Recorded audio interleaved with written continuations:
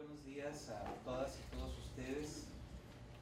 Quiero expresarles nuestra más cordial bienvenida a este foro 2015 de Migración y Cultura, que se celebra en el marco del Día Mundial de la Diversidad Cultural para el Diálogo y el Desarrollo.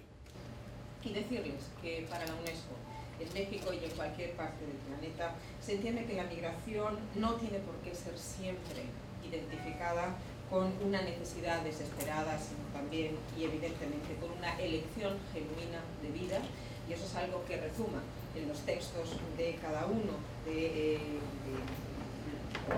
los documentos fundamentales de nuestra práctica en el mandato y también en los textos de Derecho Internacional Público, en cada una de las convenciones culturales, sociales, incluso de biodiversidad, que han tejido día con día 70 años de cooperación internacional en nuestra sede.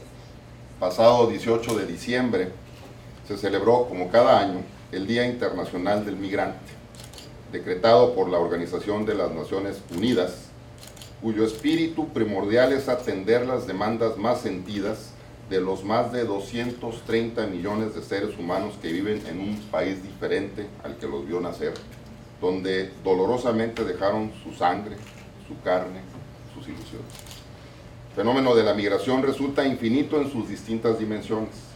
Los más de 330,000 repatriados a nuestro país a lo largo del año 2013, los 250,000 mexicanos y mexicanas colocados en nuestras puertas de entrada en 2014, y los 20,000 connacionales que han ingresado el primer cuatrimestre de este año a nuestra entidad, a Baja California, solo viene a confirmar que las deportaciones son un ejercicio que no termina, que no concluye, que jamás acabará.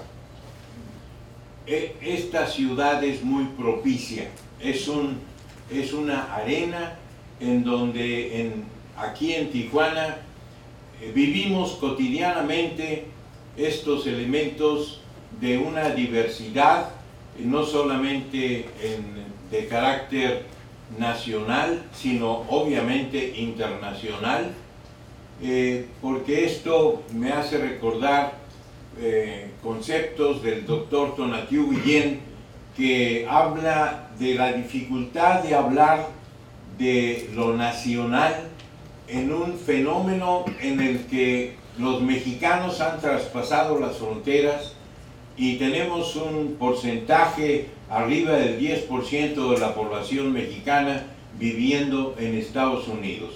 Entonces decir que la migración es un fenómeno reciente debido a la expansión del capitalismo salvaje en muchos casos, etc., es no reconocer la larga historia de la humanidad en buscar un lugar, retornar al lugar, encontrar nuevos lugares e identificarse con esos lugares simbólicamente representados, etc. Entonces esto lo descubrí de hecho en México, en Oaxaca, en el sureste de México, donde hay una larguísima tradición de residencia, identificación histórica con el medio, pero también identificación con los movimientos. La analista danesa Dahlgren hace años sostenía que los mixtecos venían de California. Nada menos. Los mixtecos coloniales. Entonces hubo mucho debate de los especialistas en Coa, dicen no, pero en la tradición mixtecas más profunda está la noción del movimiento. Y en la tradición azteca también, nada. El movimiento es parte, el moverse, ir, buscar, volver, retornar, es parte de la cultura profunda de los pueblos indígenas. Los que ahora nosotros nombramos trabajadores internacionales tienen en sus saberes, desde luego, muchísimos contactos con estándares muy altos de construcción. Entonces ellos en realidad el diseño, que es como un Lego complicado, pues lo desarrollaron ellos, lo interpretaron y lo construyeron rapidísimo y se convirtió en sede de procesos culturales durante varios meses. ¿Por qué es tan importante el lugar de la cultura en una agenda global del desarrollo, como es la que se plantea? Y yo tengo como 6 o 7 ideas que quisiera plantear acá, si es que me alcanza el tiempo, de la forma más sintética. No le pido que a los 10 minutos me saque la tarjeta amarilla para saber bien por dónde voy. La primera es que yo creo que hay una dialéctica en el sentido de interacción, de movimiento, de círculo virtuoso entre desarrollo de la cultura y cultura del desarrollo. Es decir, y aquí uso los dos conceptos distintos que normalmente se usan de cultura. El concepto restringido de la cultura como un conjunto de producciones específicas relativas a las artes, la artesanía, las ciencias sociales, las humanas, etc. ¿Ya? Y el desarrollo de la cultura, cuando se habla de políticas culturales, tiende a ir por ese lado. Y la cultura del desarrollo, entendiendo la cultura ahí sí en sentido amplio, ¿ya? Es decir, como orden simbólico, como un conjunto de imágenes colectivas que nos orientan, como mapas cognitivos, como representaciones de la realidad, como esos horizontes que dan sentido a nuestra vida. Vamos a ver qué pasa con la cultura. No me voy a ir muy elevado, el otro día le secuestré en vuelo a mi hijo El Principito y me voy encontrando ahí que dice Saint-Exupéry, varias veces lo dice, de hecho, dice, los adultos son, llega a decir, muy estúpidos. Si no les explicas con números, no entienden nada. Y luego dice, ya viene todo esto de, y solo con el corazón se puede ver bien, lo esencial es invisible para los ojos. Yo creo que puede tener un dejo de razón en cuanto a nuestras limitaciones neuronales, pero también hay una cosa que debemos reconocer desde la cultura y la creatividad. Hemos tenido una gran incapacidad de hablar un idioma que es el idioma cuantitativo. Reconocer que en la cultura, en la creatividad hay gente que invierte, produce, genera divisas, trabaja, atrae y retiene turismo, etc. Hay una dimensión económica que no hemos reconocido en el campo de la cultura. Tenemos peculiares costumbres reproductivas, peculiares costumbres de violencia y agresividad, y siempre tenemos una actitud de desprecio hacia ellos. Son nuestros connacionales. Bueno, este es un ejemplo de muchos que pueden repetir a lo largo y ancho de nuestro país y que muestran distintas formas de ver el mundo y la vida.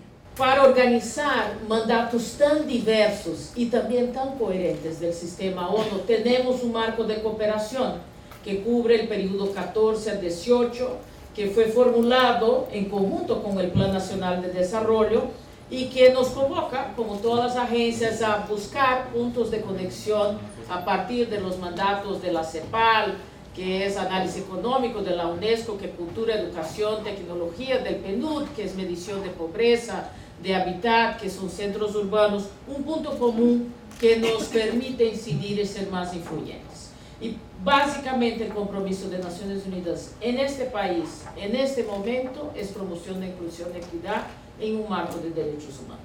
No existe una construcción participativa de la agenda cultural ni a nivel local, ni a nivel estatal, ni a nivel federal. Y si alguien me refiere los famosos foros de consulta que cada sexenio se organizan para establecer, bueno, lo que antes eran los programas sectoriales de cultura y que ahora es el PECA, el Programa Especial de Cultura y Arte, en realidad los participantes de los foros son ya los agentes visibilizados, pero los otros, los que no tienen voz, siguen sin tener voz en la construcción de una agenda. Entonces, desde la gestión cultural, la invitación es repensar, reconstruir las agendas culturales desde una manera participativa para entonces poder sí estar hablando en serio de diversidad cultural. Necesitamos revisar el concepto de cultura en relación con la problemática que estamos estudiando, la migración, etcétera, etcétera, y revisar los documentos de la UNESCO, de los expertos, de las políticas culturales de los gobiernos nacionales, a la luz de las ciencias sociales, para señalar sus fortalezas y sus debilidades y promover una visión, como diría, más dinámica de la cultura. Atención, yo creo que la UNESCO es lo mejor que ha podido sucedernos en este mundo, ¿no? Y por algo hay ciertas naciones que sintomáticamente no están adentro. Ha hecho un enorme trabajo, ha introducido, por ejemplo, el discurso de la diversidad cultural pero después vinieron los intelectuales, algunos filósofos, etcétera, etcétera, y hacer un uso ideológico del concepto de la diversidad cultural. Solo quiero, no hay tiempo de hablar sobre todo lo que esto significa, pero simplemente esa construcción del diferente y de la diferencia a partir de la mirada homogeneizante, cuando se inscribe en marcos de discriminación y en los cuales se asume que esa diferencia no solo puede ser peligrosa, sino que en este caso se le implica una suerte de condición mórbida, pues tiene efectos devastadores, como ocurre en la historia de Martín Ramírez. La resolución recomienda a los Estados miembros, y ahora leeré breve parte de la resolución, que garanticen el acceso de los trabajadores migratorios y de sus familias a los sistemas de enseñanza y capacitación profesional, así como a los beneficios de la vida cultural de dicho país. Que tengan en cuenta en la elaboración de sus programas educacionales los problemas específicos de los trabajadores migratorios y sus familias a fin de preservar y desarrollar su cultura, lengua y tradiciones. Que establezcan en general las condiciones necesarias para facilitar el mantenimiento de los vínculos culturales de los trabajadores migratorios con sus países de origen, aumentando las posibilidades de preservar y desarrollar su identidad cultural y faciliten eventualmente su reinserción en las sociedades de origen. Entender el arte que actualmente se produce en Tijuana precisa de la comprensión de su pasado, más aún del conocimiento de su contexto y aquellos factores que lo caracterizan, como la situación geográfica, el protagónico muro divisorio, la interdependencia desleal con Norteamérica, los intensos flujos migratorios y todas sus derivaciones, la multiculturalidad manifiesta en lo híbrido y el reuso, tan relevantes como las influencias artísticas internacionales nacidas de las experiencias de Insight, aunadas a los aciertos del Salón hoy Bienal Internacional de Estandartes y al acontecimiento multimediático, efímero, pero también contundente de Tijuana, la tercera nación. En la escuela, en la secundaria, no los dejaban, como eran mexicanos, decían, no, pues eres de México, no puedes estar en un crew de graffiti de aquí de Estados Unidos. Entonces, pues dijeron, pues, a la fregada, ¿no? Vamos a hacer nuestro grupo, de ahí nace el HM. Pisto, Nets y Horse crearon el grupo y pues bueno, está del 89, yo apenas tengo 11 años en el grupo y bueno, estar en este grupo pues ha permitido compartir vivencias con artistas, digamos, el arte en general, yo creo, pero el graffiti es como una comunidad como muy unida, digamos, ¿no? Te permite viajar, compartir, apoyarte con otros artistas. La protección de los derechos implica velar por los derechos colectivos de grupos culturales y preservar su modo de vida. El concepto de cultura no lo debemos de entender como una serie de expresiones aisladas, sino como un proceso interactivo que debe tener necesariamente en cuenta la individualidad y la diferencia de la cultura como creación y producto social que comprende toda creación humana. La composición de los flujos migratorios también se ha diversificado. De ser tradicionalmente una migración de hombres en edad productiva, se ha disminuido la edad de los migrantes y se han incorporado también mujeres a la migración. Es decir, ya no migran hombres solos, sino migran familias completas. Los migrantes van y vienen de todas partes. De ser un fenómeno focalizado por la geografía, el género y la ocupación, se ha convertido en un fenómeno general, múltiple y masivo. Crece el número de hogares que depende del envío de las remesas y la mano de obra mexicana ha ampliado su presencia en el mercado laboral. Ya no solo hay mexicanos en los campos agrícolas, sino también en los servicios, la industria especializada como la del petróleo, en la cual representan casi el 80%.